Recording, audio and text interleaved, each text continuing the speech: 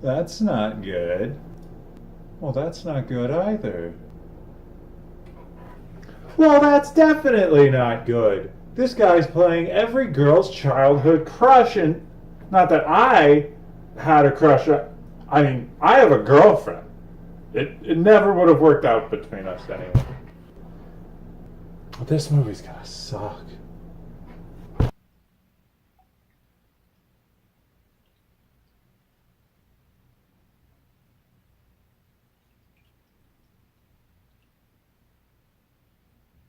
It didn't suck! Hello and welcome to the internet. Today I'm reviewing Solo, a Star Wars story directed by everyone in Hollywood, but Ron Howard was the last guy with the camera, so he gets the credit. Hey! Like, comment, and subscribe for more sick jokes! And I'm drinking Not Yo Mama's Strawberry Rhubarb. Brewed with Madagascar. Brewed with Madagascar vanilla. Solo, if somehow you didn't know, follows a young Han Solo from the Star Wars movies. If you're not familiar, then oh boy. And finally answers the question we've all been dying to have answered. What exactly does that old guy from Force Awakens look like young?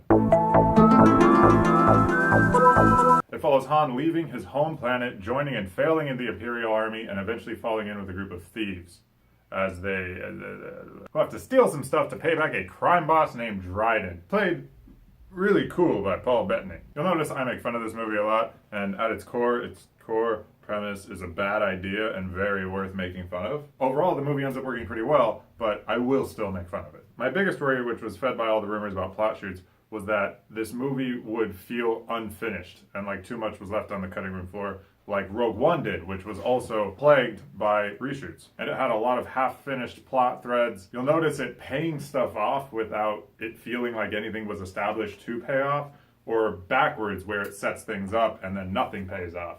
Like, you remember Twitchy Eye? You remember old Twitchy Eye and his really epic death scene, but you don't give a shit about him because his whole arc was probably left on the cutting room floor after the reshoots were done. But this wasn't the case with Solo. It felt like a finished movie. Everything that's set up has a payoff, and everything that has a payoff was set up. The first thing I wanted to talk about when I left the theater was that this movie is a Western, and I really like that it's a Western. The plot is straight from a Western film. It even has a train car robbery, as seen in the trailer. Just as the story borrows heavily from Westerns, the cinematography borrows heavily from Western movies of the past. So to keep Star Wars fresh, they made a genre film in the Star Wars universe. And while making a Solo origin movie seems like a bad idea, that is a great idea. I also really like the cast for the most part. Paul Bettany is a great villain.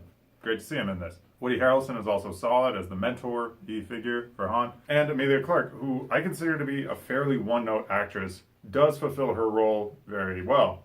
That being said, her role does sort of line up with the one note. Most importantly was Donald Glover, who lived and breathed Lando. He was excellent, and it actually felt like there was a point to seeing a story with more Lando Calrissian in it, because he grows that character a little bit more, and you learn more about him, while it's still feeling true to that character. So, great job, Donald Glover. You did it. Lando calls him Han the whole time instead of Han. Billy D. Williams called Harrison Ford's character Han in the original trilogy. It probably was definitely just Billy D. Williams saying it wrong and no one on the set having the charisma to correct Billy D. It is canon now. That Lando either can't or won't say Han the right way. Han. And lastly, talking about this movie, you have to talk about Alden Ehrenreich, the titular character, Han Solo, the actor who needed acting lessons on set for months into production. He did fine, surprisingly. He didn't blow me away, but I definitely bought him as Han Solo. My one notice about not his performance, but the way that they present Han overall, probably within the writing, was that he's definitely more kind than we've ever seen him before. It's probably deliberate and implies that the character will grow more calloused after the events of this film, but it is one of the things that makes Alden Ehrenreich's Han feel a little off of the Han that we're used to. Another sour taste in my mouth from Rogue One that had me worrying about this movie was the lack of character development in Rogue One. And that's another problem that Solo doesn't have. This movie had fully realized characters all the way around. I cared about everybody about as much as I was supposed to and knew who they all were. And the plot feels like it follows their real decisions as characters. As far as negatives about this movie, there were a few solid, very real eye rolls eye roll moments. They were mostly reveal moments that answer the question, haven't you ever wondered about this? And questions that no one was asking. There were a few haven't you ever wondered answers that I enjoyed. Stuff with Lando interacting with Han and the Millennium Falcon and how their relationship started. Stuff I actually kind of did wonder. And seeing them meet and seeing them grow into friends was really cool. But there's other things that I didn't care about. I don't know that any Star Wars fan cared about. And the plot will bend just a little bit out of the way to give you answers to these questions that are just like, that's stupid. That don't work. Give you answers to these questions that don't work. And took me a little bit out of the movie. When it works, and then half of the time it's an eye roll whenever it calls forward to something future in the series. Lucasfilm continues to insist that Han's dice are iconic. And fuck it, it worked for me. At least better in this movie than in The Last Jedi.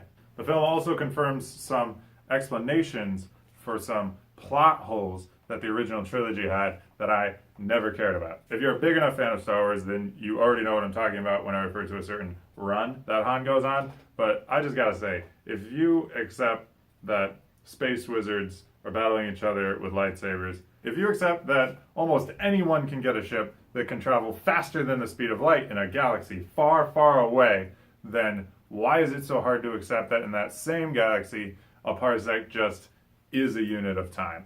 A few obligatory eye roll moments, and Han feels a little kinder than the Han that I'm used to, and those are my criticisms for this film. Overall, it is a pretty solid story.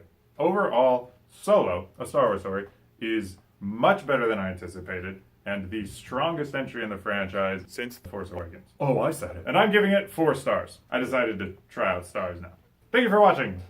You can hang out a little bit longer if you want to see me make fun of the movie a bit more. And remember to hit like, comment, and subscribe if you liked my video or if you think genocide is bad. Raise genocide awareness. Hit subscribe. Really stick it to the genociders. Hey Star Wars fan, haven't you always wondered what Solo was like when he was young? No, I've never wondered that at all. Well, let me tell you, he was quite the scoundrel. And We've seen 3 movies about that. He was young in all 3 of the first movies. Okay, fair point. But haven't you always wondered why there's a big-ass scope on his handheld blaster pistol? No, I've literally never questioned any of their space weapons. The main characters have laser swords. The bad guy has a planet laser. It's because it's actual. Let me stop you right there. I don't care. Fine. Fine. But haven't you ever wondered about his last name? What the fuck about his last name? Who wonders about last names? Have you wondered about my last name? It means flower, right? It does mean flower.